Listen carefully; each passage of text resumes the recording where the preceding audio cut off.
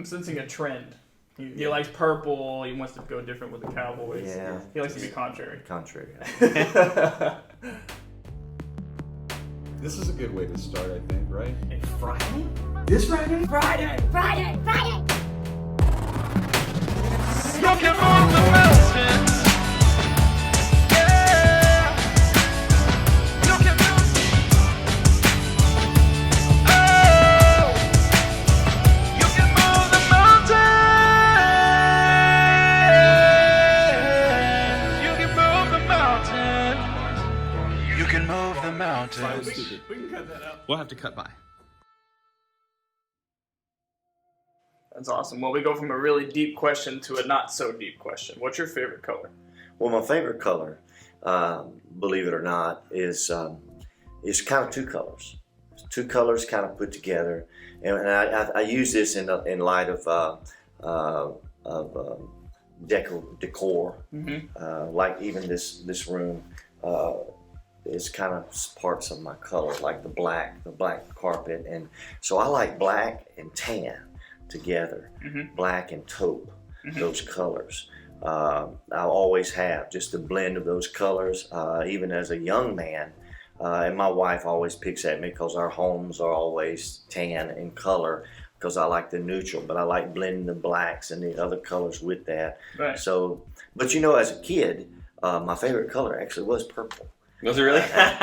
We were talking before the set here a little bit, Yeah. and he was making reference to how that came about. But you know, because as a kid, I was different. I wanted to be different. I didn't want to like the reds or the blues or Right. greens.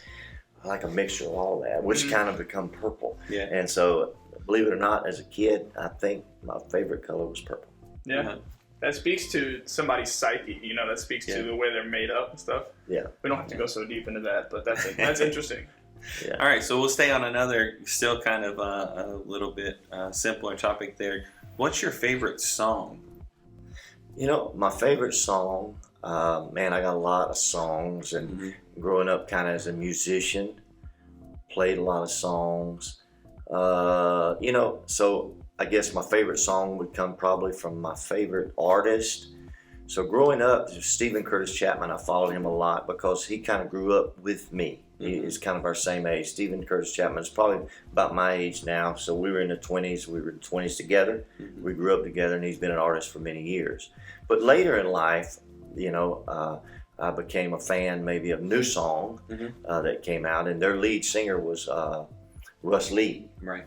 And then Russ Lee went on his own, and he put out some singles and stuff. So, but I really love Russ Lee's high, rustic voice. Yeah. And so, but he sang a song, "Live What I Believe," and maybe you're familiar with that, and maybe not. But I just that song, not just the beat and the movement of it, but the words of it. I want to live what I believe. I want to walk that line.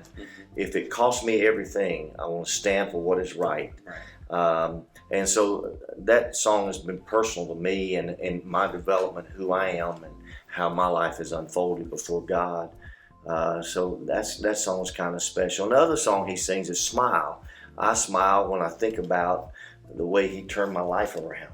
Yeah. So the combination of those two songs that would make you smile, to me, that's a perfect Christian song. Yeah. Yeah, it's good. What's your favorite sport?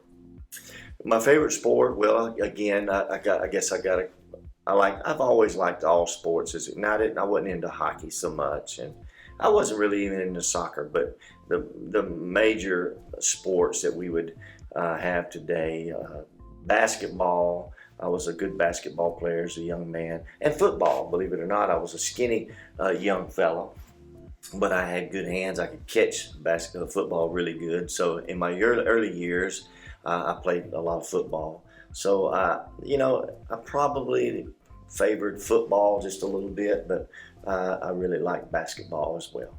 Still to this day, enjoy it. Yeah. Maybe a little bit of golf now. Yeah, as you get older, I'm not a good golfer. I love golf. I like to watch some golf, and I've tried playing a little bit, but I realize that takes a different technique probably than I have to give. So, you know, I think it's one of the most Yeah. frustrating games. It can It be so is. rewarding and so frustrating. Yeah, you Just can't have two fun. strokes apart. Yeah, and I found myself not having so much fun on the golf course because I'd be going to the woods to find my ball too. So I just kind of, yeah. So there you go. All right. What is your favorite food or restaurant?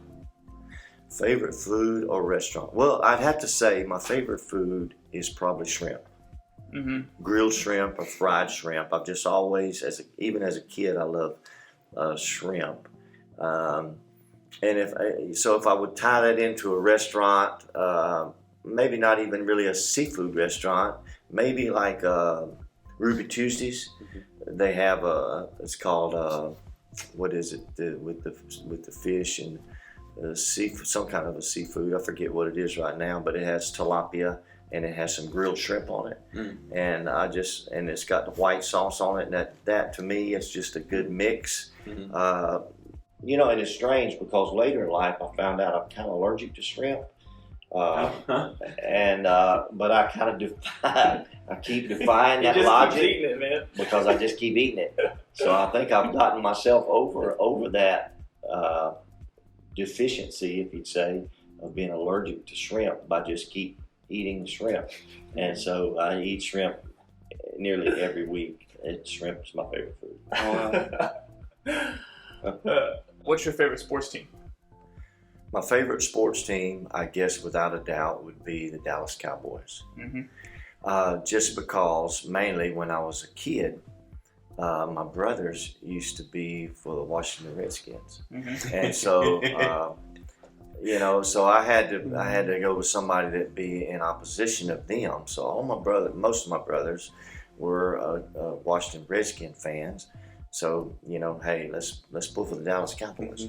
And so as a kid, I just developed that, and I just stayed with the Cowboys. And so even to this day, I'm still a Dallas Cowboy fan. Even when they haven't been doing so good, Mm-hmm. I'm still a Dallas Cowboy fan. I'm sensing a trend. He likes purple. He wants to go different with the Cowboys. Yeah. He likes to be contrary. Contrary. All right, so back to a little more serious, maybe. When did you know you were called to preach? Okay, that's unusual for me because unlike maybe many people say, well, I knew I was called when I was a kid, or when I was 14, or I had this happen or that. I didn't feel that call till I was actually 30 years old. So I got in ministry late in life as far as preaching ministry. I was a musician since my teens, so I played guitar and I played in church and I was involved that way musically, Mm-hmm. and felt I was good enough with that until the Lord kind of started dealing with me. And so, but I was 30 years old when I felt God speak to me that He wanted me to preach His word. So my whole life shifted. I already had a family at that time. In fact, Tiffany was born. She was several years old, but in fact, that same year that I was called to the ministry is when Stevie was born. That very year, and that was 1992. So I was 30 years old. It's cool. Yeah. And then this last one is kind of a two-part question, if we can put them together. One is, what is the favorite message that you have preached? And the other is, what is the favorite message you have of someone else that you've heard preached? Okay, favorite message that I've ever preached, I don't know, because I don't like to listen to myself preach. I hate hearing myself preach. It's hard for me to go back and watch video footage and stuff of services, because I don't like hearing that guy. I don't like hearing him. So, but that's who I am. But I guess if I could pick my favorite message, or maybe what's impacted me the most of what I preached, was a message I preached many years ago, probably in 14 years ago. I preached a message called "We're Not Running," and it was from Elijah's experience when all the things he was doing for God, when Ahab and what's Ahab's wife's name? The queen. I mean Yeah. My mind is Jezebel. Jezebel. There you go. It's Jezebel. How could you not remember Jezebel? Well, anyway, he was running from Jezebel, and so he finally gets to this place that he realizes he's got to listen to the voice of God. He's got to be determined by God's voice, not the voice of the negative or the adversary. Anyway, I preached a message called "We're Not Running." And at the end of that message to our congregation, I realized I was preaching to myself. I really was preaching. And I told the congregation at the end that I just realized I'm really preaching this to myself. And at the end of that message is when I cast a vision to start a school. At the very end of that message, and that was about 13, 14 years ago when our school started. Because I had felt that need to start our own Christian school for years. And I'd run from that call. I'd run from that feeling. I felt like it was overwhelming. We could not do it. But the Lord began to impress on me more that you can do this through me. And so I preached that message, "We're not running." And so at the end of that, we quit running, and we actually started our school when I cast that vision to the church. It's been a wonderful thing. So I guess that's probably impacted me the most. And then the second part of that, if you have a favorite message maybe that's been preached by somebody else that's spoken to your life. Wow, there's been a lot of messages that's impacted me. I guess one that comes to my mind, and it often does, I've made reference to it not too long ago, I think in one of my own messages. T.F. Tenney preached at Because of the Times one year, many, many years ago now. He preached a message entitled, "How," with a question mark, "the Holy Ghost." How? The Holy Ghost. And so that stuck in my mind because there's so many things in life that we say, how? How are we going to do this? And the real answer to all of that is the Holy Ghost. And I thought it was so interesting how he brought it out, because his text was from where God actually spoke to Mary and said, "You're going to have a child, and it's from me." And she's like, "How?" That's in the Bible. She says, "How can these things be?" Right. And the Lord speaks back to her and says, "The Holy Ghost is going to come upon you." And so in life, that is real for us all. When we face those difficult places in life, how? Well, the answer is the Holy Ghost. It's what's in us that's going to enable us to overcome any obstacle. That's awesome. That's I remember. I feel like even recently you may have referenced that in a message. I remember hearing that very recently. Not too long.